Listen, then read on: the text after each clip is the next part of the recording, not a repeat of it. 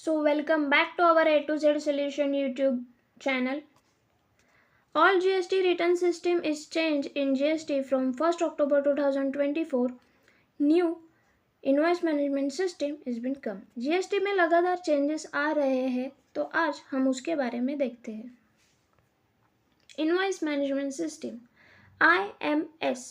Starting from October 1st, 2024, a new invoice management system IMS will be introduced in the GST portal, aiming to streamline invoices processing and reduce mismatches in tax credits.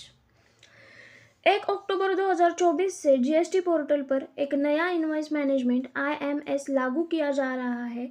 इससे system का उद्देश्य invoice processing को सरल बनाना और tax credits में होने वाली विसंगतियों को कम करना है। इससे इस नए सिस्टम के तहत व्यापारियों और कंपनियों को अपने इनवॉइस को अधिक तरीके से अपलोड और सत्यापित करने में मदद मिलेगी। इससे टैक्स भरने की प्रक्रिया में पारदर्शिता आएगी और जीएसटी कलेक्शन में सुधार होगा। IMS के कारण व्यापारियों को जीएसटी रिटर्न फाइल करते समय इनपुट टैक्स क्रेडिट के लिए अधिक सटीक जानकारी प्राप्त होगी, जिससे टैक्स मैचिंग की प्रक्रिया आसान हो जाएगी। की features: automated flow of invoices reported in GSTR1, IFF or other firms will automatically appear in the recipient's IMS dashboard. Recipients can take action like expecting, rejecting, or keeping the invoice pending until their GSTR3B filing. If no action is taken, the invoice will be deemed accepted. स्वचालित invoice प्रवाह: GSTR1, IFF या अन्य forms में report की गई invoices स्वचालित रूप से प्राप्तकर्ता के IMS डैशबोर्ड पर दिखेगी। प्राप्तकर्ता इनवॉइस को स्वीकार, अस्वीकार या लंबित रख सकते हैं जब तक कि वे GSTR3B फाइल नहीं करते। अगर कोई कार्रवाई नहीं की जाती है तो इनवॉइस को स्वीकृत माना जाएगा। Invoice amendment handling: Amendments made by the supplier will update the corresponding invoices in IMS, replacing the original one.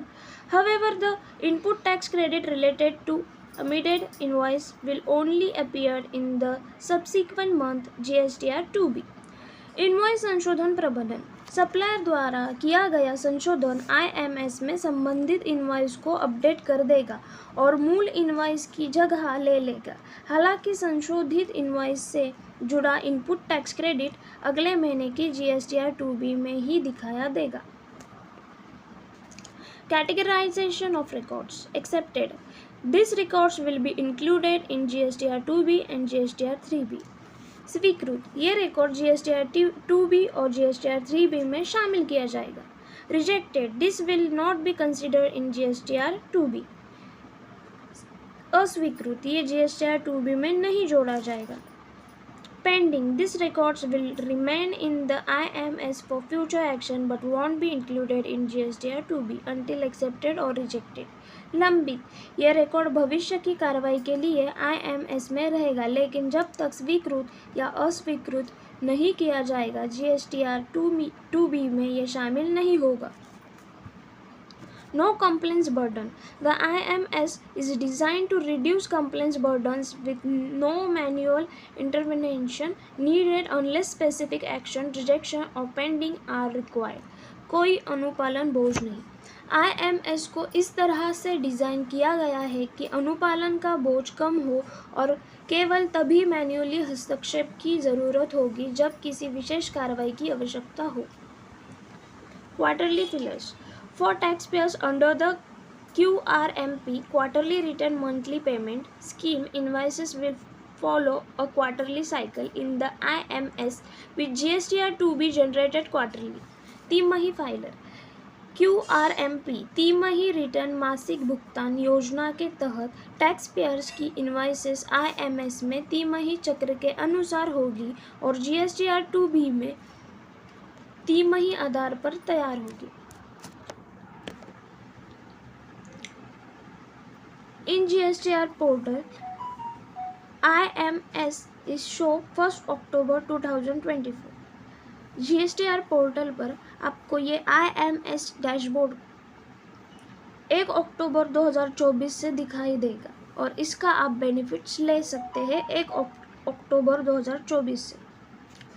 तो वीडियो कैसा लगा प्लीज़ बताएं, लाइक करें, शेयर करें, कमेंट करें एंड सब्सक्राइब करें हमारे चैनल को and hit the notification bell so you don't miss any updates. So yeah, thank you.